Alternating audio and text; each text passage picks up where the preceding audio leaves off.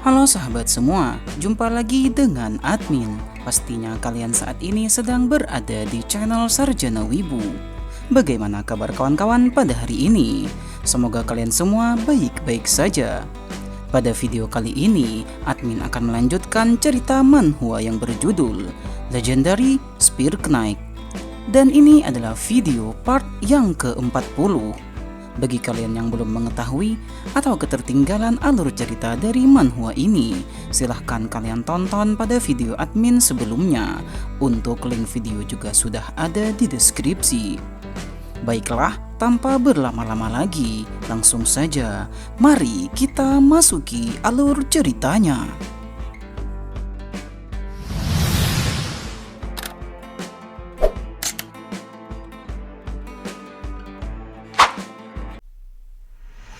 Pada chapter sebelumnya, kita telah diperlihatkan Sir Ken, Icarus, dan Sir Christian yang mulai bergerak ke Kekaisaran Erham, atau kekaisaran itu dulunya disebut dengan Reinhardt. Mereka datang ke sana untuk mencari jejak Joshua yang menghilang sejak 3 tahun yang lalu. Namun kedatangan mereka kemudian dihadang oleh salah satu Nine Star baru, yaitu Duke Aima yang sangat kuat. Sempat dibuat terdesak oleh orang kuat tersebut, Geiger yang bergelar The Lion King muncul dan menyelamatkan mereka. Geiger meminta kepada mereka untuk segera pergi dan mencari Joshua secepat mungkin. Oleh karena itulah, Sir Ken dan kawan-kawan bergegas untuk segera mencarinya ke suatu tempat yang telah mereka perkirakan sebelumnya.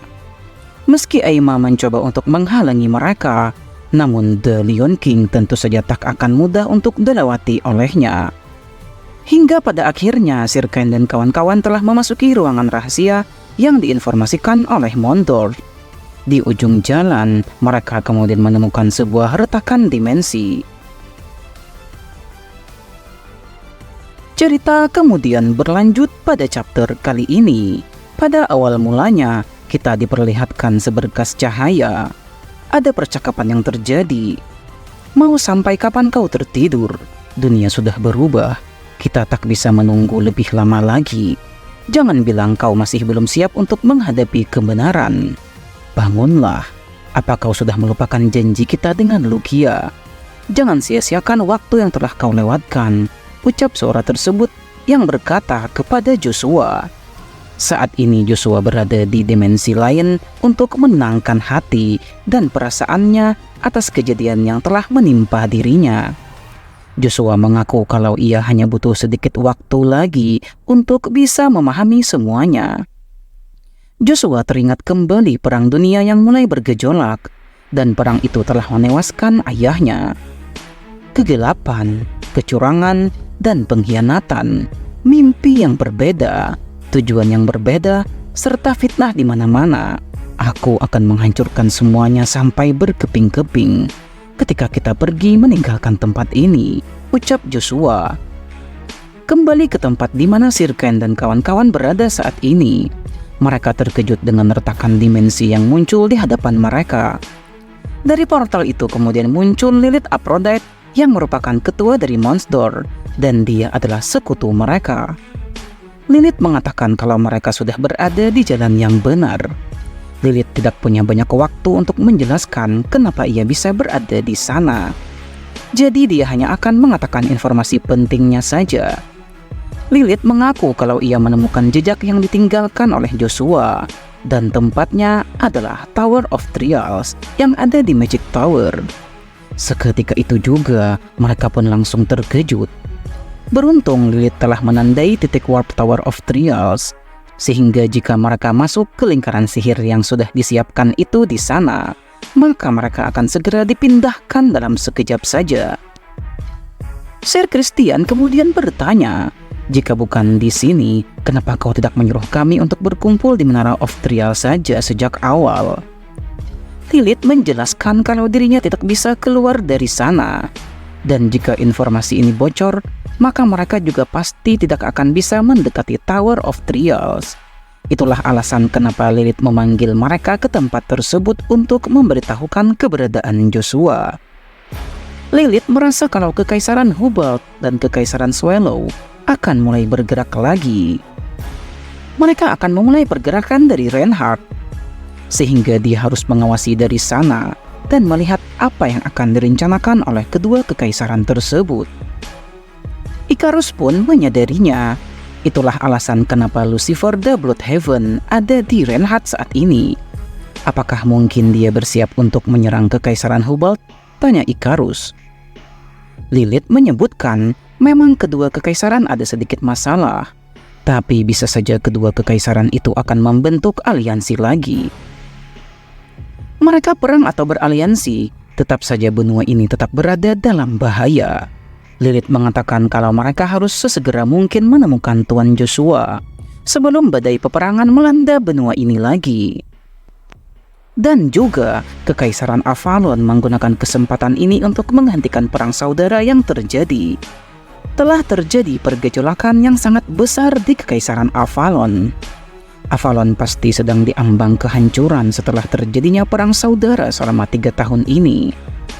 Kain berkata bahwa mereka tidak perlu memikirkan hal tersebut.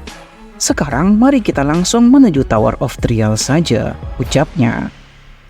Lilith kemudian menambahkan informasi bahwa pangeran keempat Avalon yang menghilang kini telah memunculkan dirinya sendiri di Kekaisaran Avalon. Sir Ken sedikit terkejut mendengarnya. Informasi yang didapat bahwa Pangeran Caesar juga di-backing oleh seseorang yang luar biasa, seseorang yang sangat kuat.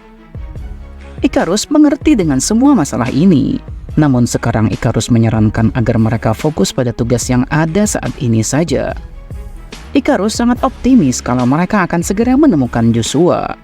Tidak akan lama lagi. Sebenarnya masih ada banyak hal yang ingin dibicarakan oleh Sir Christian dengan Lilith, namun dia harus membicarakannya di lain waktu. Proses pemindahan ke Tower of Trial akan terjadi secepat kedipan mata. Semoga kalian beruntung, ucap Lilith kepada rekan-rekannya. Ya, Ikarus, Sir Ken, dan Sir Christian segera dikirim ke Tower of Trial. Dan mereka telah menghilang dari lingkaran magic tersebut di sana. Scenes kemudian memperlihatkan kembali di tengah-tengah kota Reinhardt yang hancur akibat pertarungan Leon King dengan Duke Aima. Duke Aima nampak kelelahan setelah bertarung melawan Geiger, dan ia mengaku tidak bisa menyamai kekuatan dari Leon King.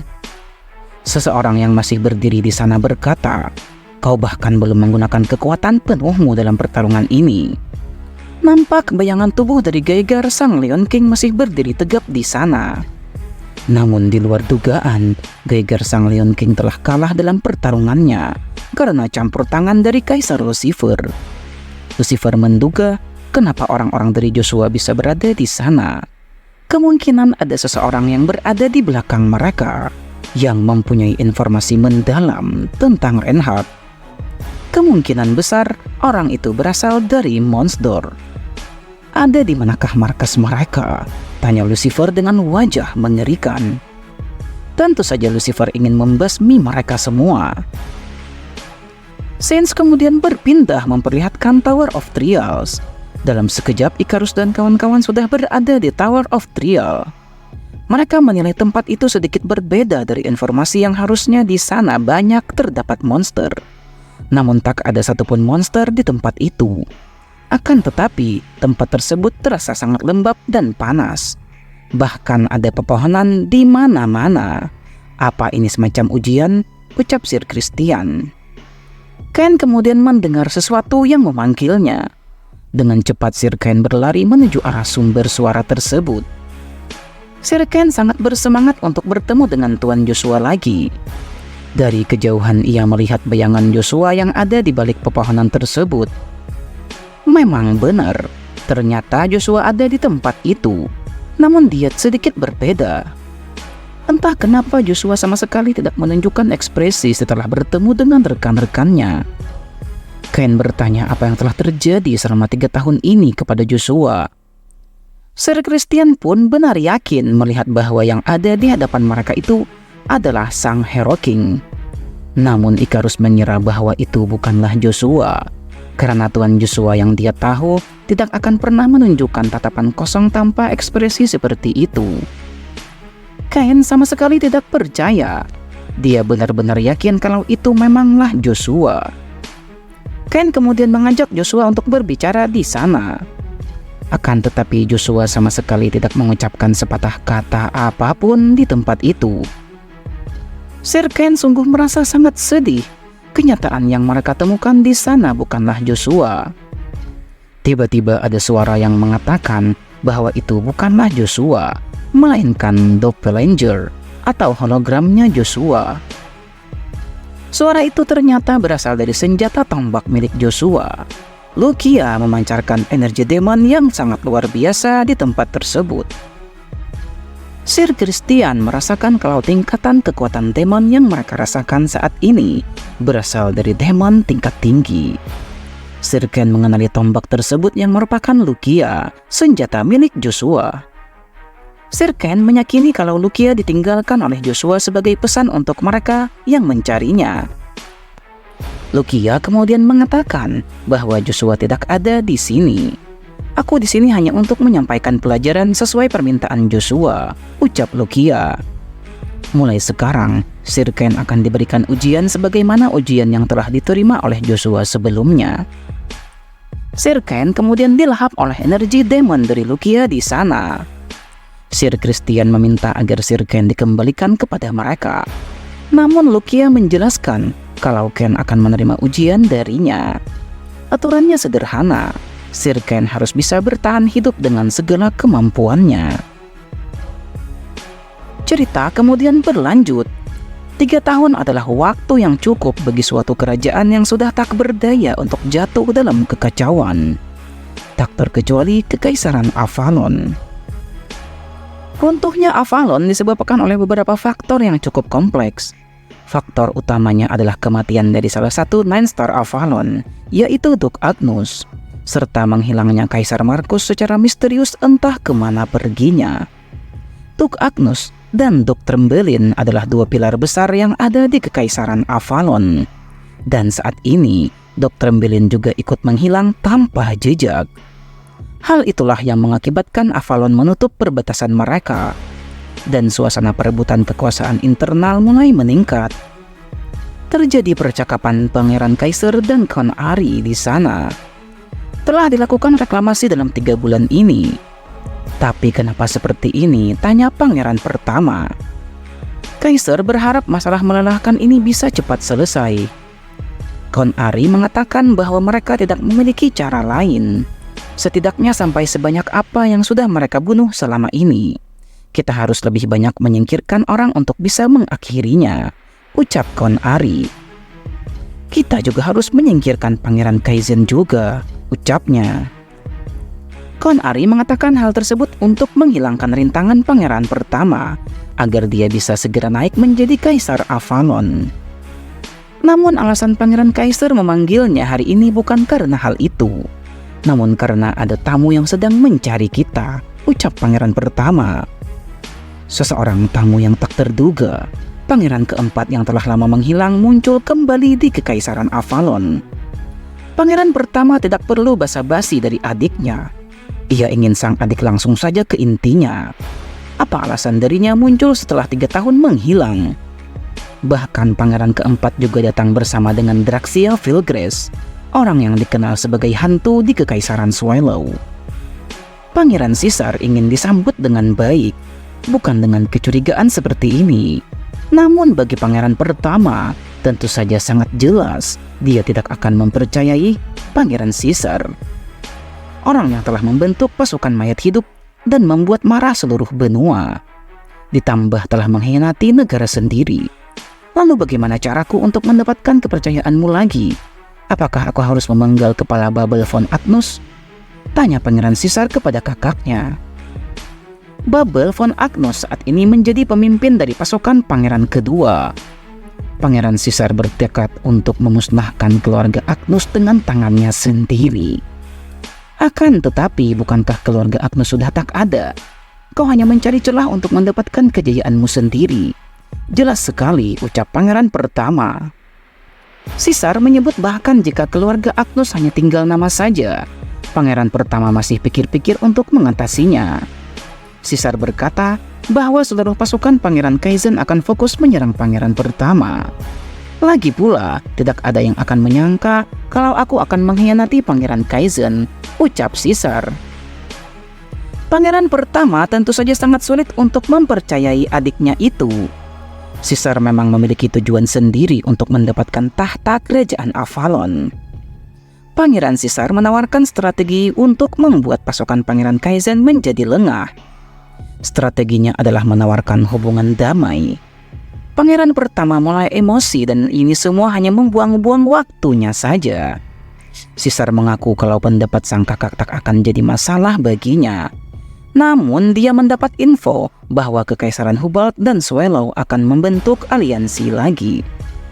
Pangeran pertama tidak mempercayai hal itu karena Kekaisaran Hubalt telah mengkhianati Kekaisaran Swallow, sehingga sangat sulit bagi mereka untuk beraliansi lagi.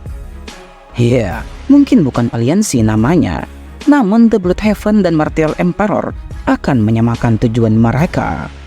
Bisa saja keduanya akan mengumpulkan pasukan untuk alasan perang demi memperebutkan Reinhardt. Namun sebenarnya mereka ingin menyingkirkan kekaisaran yang memberontak kepada mereka, termasuk para raja dan sekutunya, termasuk wilayah sekitarnya, agar kedua kekaisaran itu bisa membagi wilayah kekuasaan di benua ini. Mungkin saja Avalon juga akan masuk dalam daftar negara yang akan disingkirkan oleh mereka. Atau bisa saja Avalon tidak masuk perhitungan mereka karena Avalon sudah sangat lemah. Pangeran Kaisar hanya diam saja setelah mendengar informasi tersebut. Akan tetapi kekuatan Avalon akan membaik karena Caesar mengaku kalau dia membawa seseorang bersamanya. Iya, itu adalah Dr. Trembelin yang telah menghilang selama 3 tahun dari kerajaan Avalon. Tentu saja Pangeran Kaisar dan kawan Ari begitu terkejut. Mereka mengira Dr. Trembelin telah mati. Pangeran Kaisar bertanya apa yang telah terjadi. Aku sangat khawatir sejak kau dan ayah tiba-tiba menghilang, ucap pangeran pertama. Dr. Trembelin meminta maaf. Dia pergi untuk mencari keberadaan Kaisar Markus. Namun yang aku temukan adalah belum sempat Trembelin selesai berbicara, Pangeran Caesar memotongnya dan menawarkan strategi lainnya. Sudah hampir 3 tahun semenjak menghilangnya Kaisar Markus.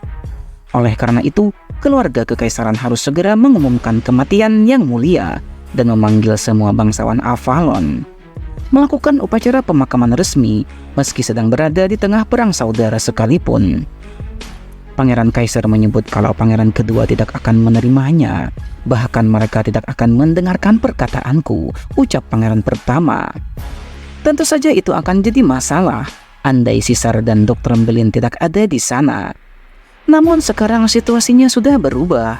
Semakin cepat mengakhiri perang saudara ini, maka semakin kuat kekuatan yang bisa dikumpulkan untuk persiapan menghadapi perang dengan negara lain. Seorang kaisar baru harus segera diangkat dan menduduki singgasana Avalon untuk kembali memperkuat kerajaan, ucap Pangeran Caesar.